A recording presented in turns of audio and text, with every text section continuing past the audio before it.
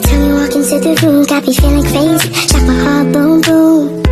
Any other boy would stare, but me I look away, cause you're making me scared. Trying not to breathe, 1, 2, 3. Assalamualaikum warahmatullahi wabarakatuh. Waalaikumsalam. Gimana ibu semua kabarnya hari ini, sehat? Alhamdulillah.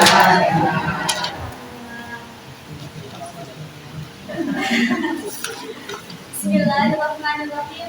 Alhamdulillahirabbil alamin. Wassalatu wassalamu ala asyrofil anbiya'i wal mursalin sayyidina wa maulana Muhammadin wa ala alihi wa sahbihi ajma'in.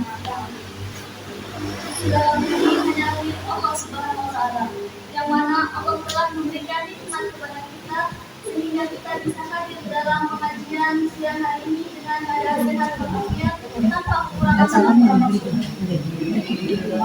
Salawat serta salam semoga selalu tercurahkan kepada panutan alam pemimpin umat manusia, yakni Nabi Muhammad SAW, serta kepada para keluarganya, sahabatnya, dan para tabi'in-tabi'atnya, serta kepada umatnya yang senantiasa taat menjalankan ajarannya sampai di akhir kelak.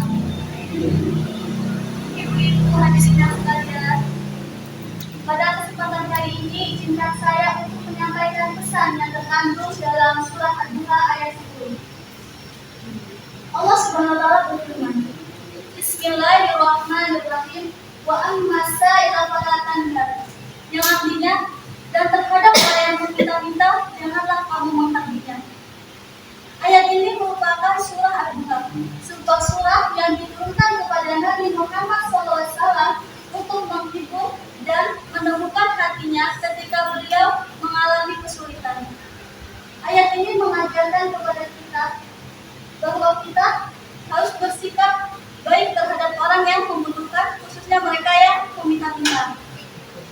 Kata menghardik dalam ayat ini berarti bersikap kasar, mencela, dan merendahkan. Padahal Allah Subhanahu wa taala telah melarang kita untuk melakukan hal tersebut kepada orang yang meminta-minta. Ayat ini mengajarkan kepada kita bahwa kita harus menjaga kehormatan dan perasaan mereka sekalipun kita tidak bisa memberikan bantuan.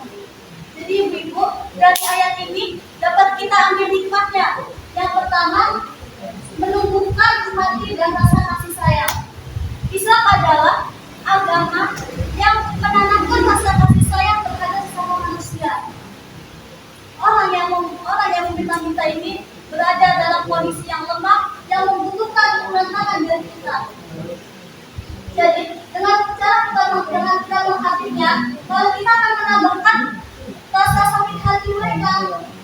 Dalam hadis Rasulullah SAW sabda, Allah tidak akan merahmati hambanya yang tidak memiliki rasa kasih sayang kepada sesama manusia. Hadis riwayat Bukhari dan Muslim. Jadi ibu, dengan kita bersikap sopan, mengeluh, dan berempati, itu kita termasuk menanamkan nilai-nilai kemanusiaan dalam diri kita. Hikmah yang kedua, menghindari kesombongan. Mengabaikan atau memperlakukan orang yang meminta-minta dengan kasar adalah bentuk kesombongan. Padahal kesombongan adalah sifat yang dibenci oleh Allah Subhanahu wa taala. Dalam hadisnya Rasulullah SAW bersabda, tidak akan masuk surga orang yang memiliki rasa kesombongan walaupun sebesar biji sawi. Hadis riwayat Muslim.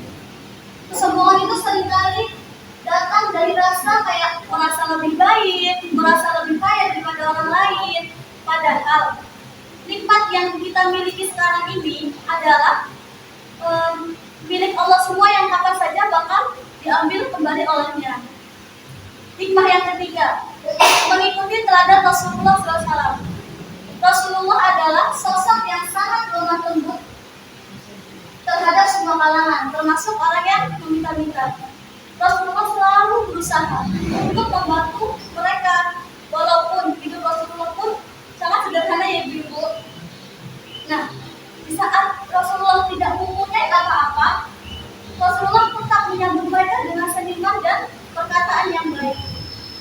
riwayatnya dalam riwayat Rasulullah, hindarilah diri kalian dari api neraka walaupun dengan memberikan 1 biji kurma. Jika tidak mampu, maka cukup berkata dengan baik. Hadis riwayat Muslim dan Bukhari.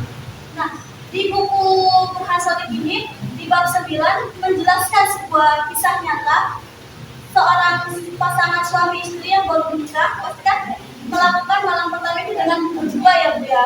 Nah, di situ mereka melakukan malam pertamanya dengan makan bersama, makan berdua di rumahnya dengan menu yang sangat enak. Banyak menu yang sangat enak, termasuk ada satu ayam bakar juga. Nah, di saat mereka ingin menyantap makanan tersebut di meja makan, ada seseorang yang mengetok pintunya. Dan sang suami ini langsung bangkit dan menuju pintu untuk membukakannya.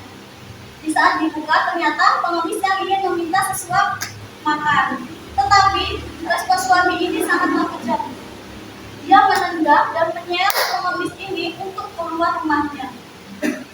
Nah, singkat cerita saja, si suami ini itu mengalami sakit yang sudah berbulan-bulan dan setiap harinya itu dia makin parah sakitnya. Nah, dia juga kan seorang pembisnis dan bisnisnya pun di situ bangkrut. Nah, di situ sang suami pun berbicara kepada istri untuk menceraikan suaminya karena suaminya sudah tidak bisa menafkahi lahir dan batin, dan istrinya pun disuruh menikah lagi. Di situ pun sang istri mengikuti permintaan suami untuk menceraikan dan menikah lagi dengan seseorang yang kaya. Nah, di saat malam pertamanya dengan suami barunya ini, sang istri ini mengalami flashback. Ibu yang tahu flashback? Ya, mengingat kejadian yang telah lalu. Di situ mereka sama melakukan malam pertama itu dengan makan berdua dengan menu-menu yang sangat enak, dan di situ pun ada satu ayam bakar. Nah, di saat mereka akan menyantapnya, ternyata ada yang mengetok pintu juga. Nah, di saat ada yang mengetok pintu, sang suami menyuruh istrinya, tolong bukakan pintu. Nah, sang istri pun langsung berdiri di depan pintu. Di saat istri buka pintu, sang istri kaget. Lalu sang istri langsung masuk ke dalam rumah, menemui sang suaminya dengan keadaan menangis. Dan suaminya bertanya, kenapa? Di luar ada mantan suamiku. Di saat suami mulia ini keluar ke depan pintu, di situ juga suami mulia kaget. Ternyata orang yang di depan ini adalah orang yang dulu mengusir dia di saat dia meminta makan di rumahnya. Jadi dapat kita simpulkan ibu-ibu dari cerita ini bahwasanya Allah sangat mudah untuk membalik-balikan hidup kita. Jadi kalau kita mampu, lebih baiknya kita membantu. Kalau kita nggak bisa membantu, ya kita berlaku sopan dan memakai turun. Nah, untuk ibu-ibu, dari yang saya sampaikan dari makna ayat Ad-Duha ini sama cerita tersebut, apa sih yang harus kita lakukan? Ya, berbuat baik. Ya, kita harus bantu sebisa mungkin. Nah, jika kita mampu, berikanlah bantuan kepada orang yang meminta-minta. Bantuan itu tidak berupa uang saja ibu-ibu, bisa juga dengan makanan, pakaian, atau nasihat yang baik. Bahkan dengan senyuman dan doa untuk mereka juga termasuk sedekah. Yang kedua, bersyukur jaga akhlak. Jika kita tidak mampu, maka bersikaplah lembut, jangan mengkritik dan berkata kasar. Allah Subhanahu wa Ta'ala menilai akhlak kita yaitu dalam menghadapi orang yang membutuhkan. Yang ketiga, bersyukur kepada Allah Subhanahu wa Ta'ala. Kehadiran orang yang meminta-minta juga termasuk peminat bagi kita untuk selalu bersyukur kepada Allah atas nikmat yang telah diberikan kepada kita. Dengan bersyukur, kita akan terhindar dari sifat tamak dan terus selalu belajar untuk berbagi kepada sesama. Melalui surah Ad-Duha ayat 10 ini, Allah Subhanahu wa Ta'ala mengajarkan kepada kita betapa pentingnya menjaga akhlak dan hati kepada sesama manusia, terutama kepada mereka yang membutuhkan bantuan kita. Mari ibu ayat ayat ini kita jadikan sebagai pedoman kehidupan kita dalam sehari-hari. Semoga Allah Subhanahu wa Ta'ala menjadikan kita hambanya yang memiliki rasa kasih sayang, rendah hati, dan gemar menolong sesama. Semoga juga kita terjauhkan dari sifat sombong dan kezaliman terhadap